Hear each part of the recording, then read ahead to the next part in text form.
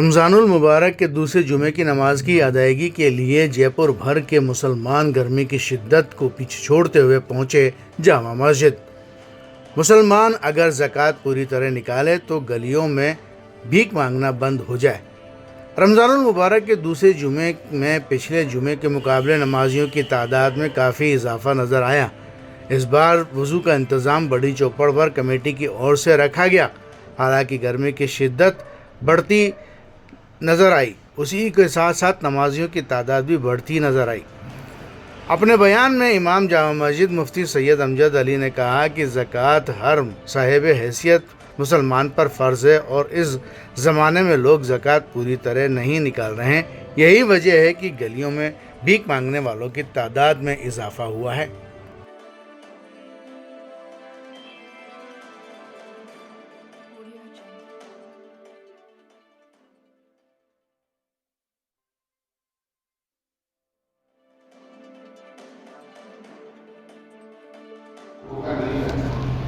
اپنے معصوم بچوں کو بھوکا سلا دیا، لیکن آنے والے مہمان کا پیٹ بھر۔ اللہ کے نبی علیہ السلام کے پاس کی ضرورت مند آئی،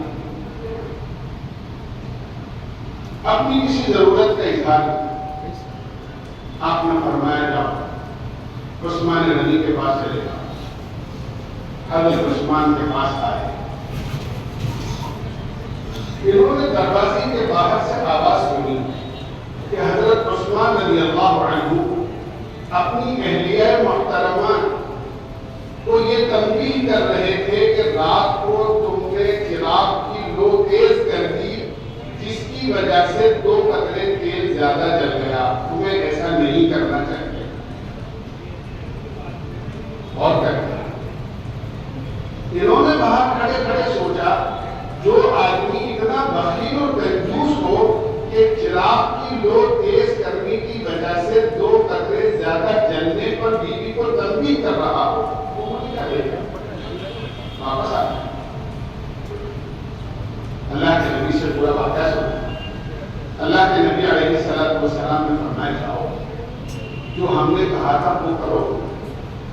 تو باہر سے ہی بات سنتا ہے، یہ دوبارہ گئے، دروازہ بجایا، پھر اپنی ضرورت کا اظہار کیا تو حضرت عثمان رضی اللہ عنہ نے ایک تھیلی ان کے سامنے لا کر رکھی جس میں 2000 اشرفیاں تھیں۔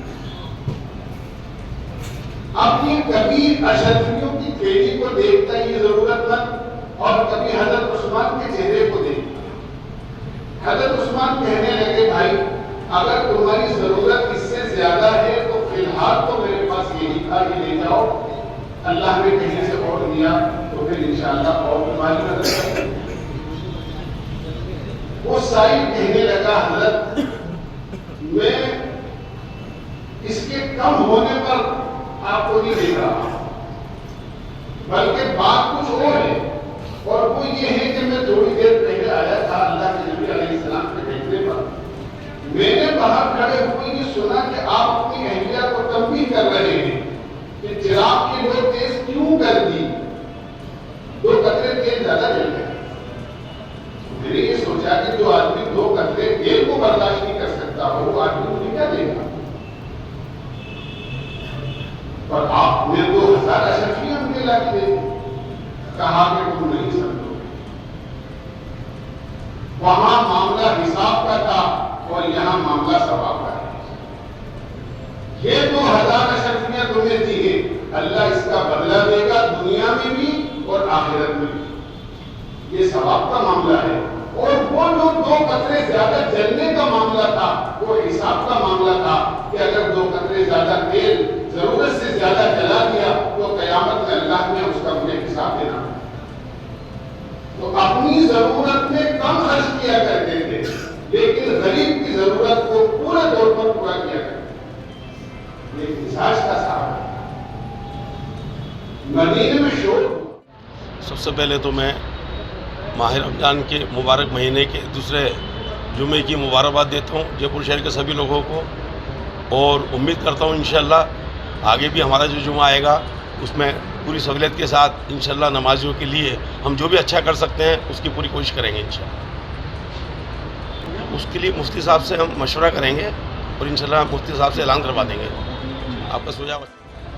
السلام علیکم ورحمۃ اللہ. الحمدللہ رمضان المبارک کا دوسرا جمعہ آج بڑے خوشگواری کے ساتھ میں جو ادا کرایا اللہ تبارک و تعالی نے، اس کا شکر احسان ہے.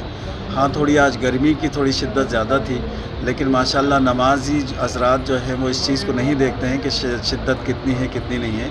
اس میں تعداد بڑی ہے پچھلی بار سے، اور انشاءاللہ آگے والے جمعے پہ اور زیادہ اس کی تعداد رہے گی. رہی بات وضو کی، تو وضو کا انتظام ماشاءاللہ بڑی چوپڑ پہ آج بھی تھا، اور آئندہ جمعے پہ بھی ہم لوگ وضو کا انتظام اور زیادہ سے زیادہ کریں گے، اور کوشش یہ کریں گے کہ نمازیوں کو زیادہ سے زیادہ ہم سہولیتیں فراہم کر پائیں. آج جمعہ میں مفتی صاحب نے جو بیان کیا ہے وہ زکوٰۃ پہ بیان کیا ہے کہ زکوٰۃ پورے حساب لگا کے دی جائے. اگر مسلمان اپنی زکوٰۃ کو حساب لگا کر پورا ادا کرے گا تو انشاءاللہ تعالیٰ کوئی بھیک مانگنے والا نہیں ملے گا، کیونکہ اللہ تعالیٰ کا نظام ہے کہ جتنا آپ دو گے اتنا ہی لینے والے ہیں، صرف اس سے زیادہ کوئی نہیں ہے. اس لیے انسان کو چاہیے کہ اپنی زکوٰۃ کا حساب لگا کر دے اور پوری زکوٰۃ ادا کرے تاکہ بھیک مانگنے والے ختم ہو جائیں. دوسرا جمعہ جس میں کثیر تعداد میں لوگ تشریف لائے، اور پچھلی بار کے مقابلے لوگ زیادہ تھے، اور آنے والا جو جمعہ ہے انشاءاللہ ہمیں امید ہے کہ زیادہ لوگ آئیں گے. تو ہم نے انتظامات بھی اسی لحاظ سے آگے طے کیے ہیں، اور تمام جو پرشاسن ہے، ویاپار منڈل ہے، PHD ہے، RSCB ہے، اور نگر نگم صفائی کرمی، انہوں نے مستعدی کے ساتھ جو بھی ان کو کام بتائے تھے انہوں نے وقت پر پورے کی، اور الحمدللہ جو بھی کمی رہ گئی انشاءاللہ آنے والے جمعے پر ہم پورا کرنے کی کوشش کریں گے. اگلی بار گرمی کی شدت بڑھ جائے گی، اس بار بھی گرمی تھوڑی تھی. نہیں، بالکل جامع مسجد اطراف میں کٹلے سے لے کر اور گوپال جی کے راستے تک ٹینٹ کا انتظام ہوتا ہے ہمیشہ، تو وہ انشاءاللہ ہوگا. اس کے باوجود بچھات کا بھی جو ہے وہ ایک جمعے پر تو جامع مسجد کی جانب سے ہی ہوگا. اس کے بعد تو انشاءاللہ اگلا جمعہ جو ہے وہ الوداع کا ہوگا، تو اس پر جیسے بھی ہوگا اعلانات کر دیے جائیں گے. جے پور کا اتہاس رہا ہے، پریسیڈنس رہا ہے، اور جب جب جے پور شہر کو ضرورت پڑی ہے، شہر کی عوام ہر آدمی نے کندھے سے کندھا ملا کے کام کیا ہے. پاک مہینہ ہے، اور اس مہینے میں پچھلے جمعے کو جیسے ایک بھائی چارے کی مثال قائم ہوئی، تو میں سمجھتا ہوں کہ گنگا جمنی تہذیب جو راجستھان کی جے پور کا اتہاس رہا ہے وہ ایک بار پھر سے لوگوں کو دیکھنے کو ملی، اور بہت شدت سے عقیدت سے لوگ باگ نماز پڑھ رہے ہیں. 10 روزے پورے ہو چکے ہیں، آج 11واں روزہ ہے.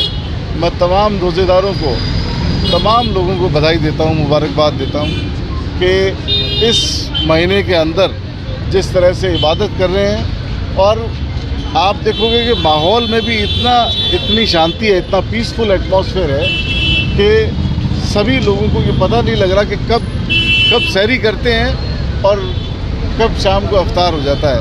تو میں سبھی لوگوں کو بدھائی دیتا ہوں، مبارکباد.